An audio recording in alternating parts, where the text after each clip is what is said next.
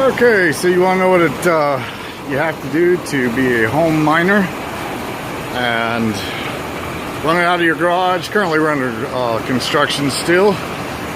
These two fans here are 20,000 CFM. On the other side, on the inside, I've got 35,000 CFM just on that wall, and then I've got some more on my cold wall. When you're going to, like in this one here, we have about 40 machines, and you're going to have 400 amps of service. So let me kind of take you on a tour.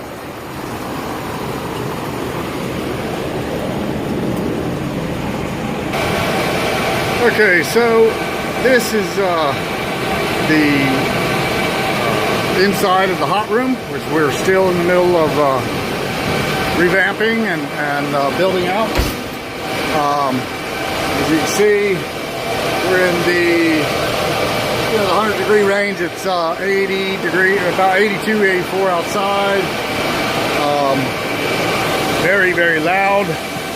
This is our silent cold side, where we just have our 400 amp service, which we have to keep cool because, you know, this is pulling a lot of electricity, and we are when we're completely fitted out, we're going to have 1 petahash here at this particular location. We have another location that we have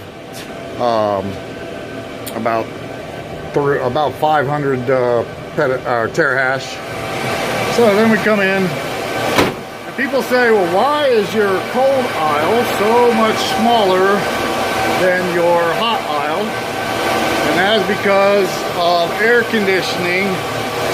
You know, we have to keep this area cool. The bigger the area that you're trying to keep cool, the harder it is. That's why we're continuing to outfit with tons of insulation.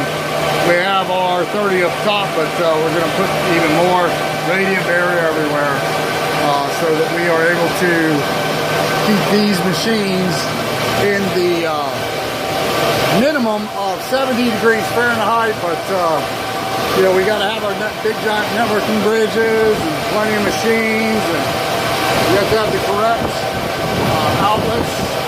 Luckily, we are electricians as well as engineers, and so the biggest thing that you're going to have to deal with in a hot and cold situation, you're going to have to deal with overcoming static pressure. Static pressure is your biggest issue. We bought some machines from a guy that he had them in his garage, but he had no cross ventilation or anything, and we got them for next to nothing because he didn't know how to keep them cool.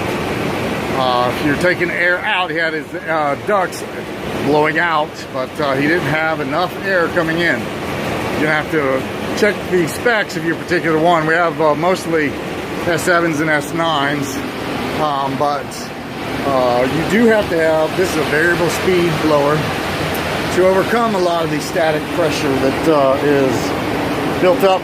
So you want the hot side to be negative. You're going to want this side to be at least 0.25 positive. As you can see, we have these big giant fans, and we're continuing to box them in because you're going to have to box them in, because otherwise what happens is they draw air from the back. Like this one here is blowing, but it's actually bringing air from every which way. This side here, all the way through. You will have to change your filters on a very regular basis because the air is incredibly dirty. We still have to clean our machines on a regular basis because a little thin layer of dust makes the machines run so much hotter. Usually about 5 degrees Celsius hotter. So once I clean them once a month, even though we are filtering the air, then we are still seeing a huge difference in terahash and CFM, and the CFM going across them and everything, and their efficiency. So that's how you do a garage mine.